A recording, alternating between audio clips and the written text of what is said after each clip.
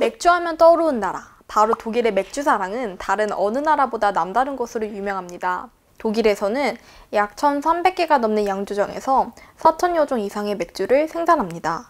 각 지역마다 각자의 개성을 담은 맥주를 만들어 즐깁니다. 이러한 독일인들의 맥주 사랑은 오랜 역사를 자랑하고 있죠. 16세기 독일의 종교개혁가 마틴 루터는 맥주를 찬양하는 명언을 남기기도 했습니다. Wer Bier trinkt, der schläft schnell. Wer lange schläft, der sündigt nicht. Wer nicht sündigt, kommt in den Himmel. So, lasst uns Bier trinken. 독일의 역사소설가인 하인리히 만은 인간은 맥주를 통해 자신을 넘어서 신과 조화한다는 이야기를 하기도 했습니다. 즉, 맥주가 신의 음료라는 의미겠죠. 이렇듯 독일인들의 맥주에 대한 생각은 단순히 좋아하는 것을 넘어서 전통, 자부심 있는 문화라고 생각합니다. 그렇다면 독일인들의 맥주 사랑은 언제부터 시작되었으며 왜 독일의 맥주가 유독 맛있는 것일까요?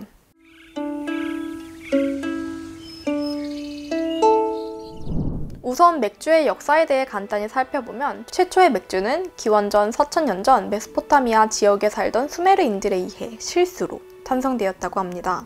곡식을 빻아 물을 섞어 빵을 만들려 했는데 이상하게 반죽의 모양이 잡히지 않고 액체로 남아있던 거죠.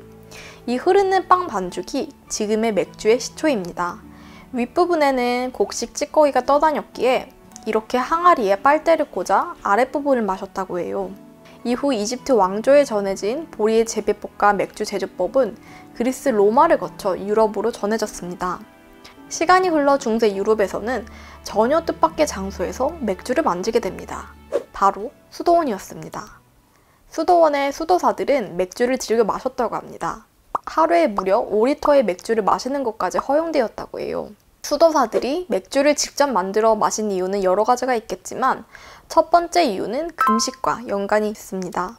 수도사들은 사순절 기간 동안 금식을 해야 했는데 유일하게 음료는 마실 수 있었다고 해요. 그래서 힘든 단식 기간 동안 허기를 달래고 에너지를 보충하기 위해 맥주를 마셨던 것이죠. 두 번째로는 당시 유럽에는 식수로 마실 만한 깨끗한 물이 부족했고 오염된 물을 마셔 병에 걸리는 일도 빈번했다고 해요. 따라서 당시 독일인들은 물 대신 비교적 값비싼 맥주를 마시는 편을 택했다고 합니다. 수도원의 맥주를 만들었던 대표적인 곳은 바이엔슈테판입니다. 바이엔슈테판은 1040년 독일 바이에른의 베네딕토의 수도원에 세워진 양조장이었습니다. 이 양조장은 세계에서 가장 오래된 양조장으로 유명하며 1000년이란 시간이 지난 현재에서 여전히 맥주를 만들고 있습니다. 그 이외에도 오늘날 많은 독일 맥주들이 수도원의 이름으로 맥주를 판매합니다. 1516년 독일 맥주 역사에 있어 중요한 사건이 벌어지게 됩니다. 바이에른 왕국의 왕 비렐름 4세는 맥주 주조와 비율에 관한 법령을 공포합니다. 이 법령은 맥주 순수령이라고 불렸는데 맥주를 만들 때는 딱 필수적인 재료만 들어가야 한다는 것이었습니다. 맥주를 만들기 위한 필수 재료들을 한번 살펴봅시다. 기본적으로 물이 필요하죠. 그 다음 맥주 양조의 핵심 재료인 메가가 있습니다. 메가의 단맛을 이 향신료인 호비, 씁쓸한 맛으로 잡아줍니다. 마지막으로 발효를 위한 효모가 필요합니다. 그럼 이 재료들 말고 무엇을 넣었길래 순수령으로 추가적인 재료를 금지했을까 궁금하실 텐데요.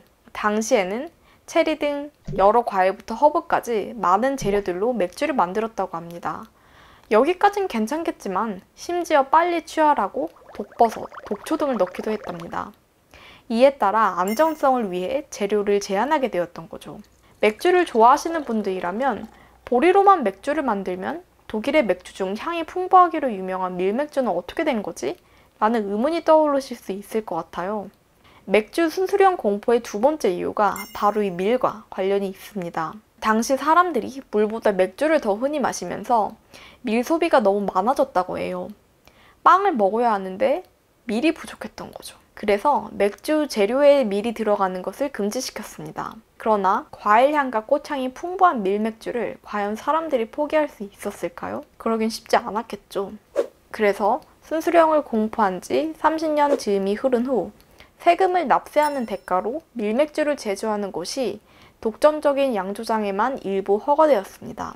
국가 입장에서는 맥주의 품질도 유지시키고 세금도 없는 일석이조였던 거죠. 맥주 순수령은 독일 맥주 제조에 있어서 절대적인 영향을 끼쳤고 이러한 법적 영향력은 현대인 20세기 후반까지 엄격하게 지켜지게 됩니다. 같은 시기 다른 국가에서는 맥주 시장에 대규모 자본이 투입되며 맥주 기업들이 대형화되는가 하면 생산성 향상을 위해 맥주에 각종 첨가물을 넣기 시작합니다. 하지만 독일 맥주는 강력한 맥주 순수령을 바탕으로 전통적인 제조 방식을 이어나갔죠. 1987년 유럽 공동체 집행위원회는 독일의 맥주 순수령이 자유로운 교역을 방해하고 있다며 문제를 제기합니다.